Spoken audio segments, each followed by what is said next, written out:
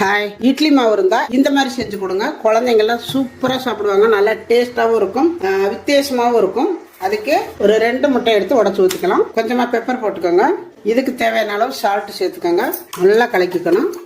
கொஞ்சமா கடலை எண்ணெய் விட்டுக்கிறேன். எண்ணெய் காஞ்சது கடுகு, உளுந்தம் பருப்பு, கருவேப்பிலை, வெங்காயத்தாள், குடமிளகா, பீன்ஸ், கேரட்டு எல்லாம் பொடியா கட் பண்ணி வச்சிருக்கிறேன். கொஞ்சம் வதங்கினாலே போதும். இப்ப நம்ம நல்லா வதங்கிருச்சு, இறக்கிக்கலாம். இட்லி மாவு எடுத்து வச்சிருக்கிறேன். இப்ப இதுல நம்ம வதக்கி வச்ச இந்த வெஜிடபிள் எல்லாம் சேர்த்துக்கலாம். இப்ப இதுல நம்ம அடிச்சு வச்ச அந்த முட்டையை இதுல சேர்த்துக்கலாம். சேர்த்துட்டு நல்லா கலக்கிருங்க மாவை.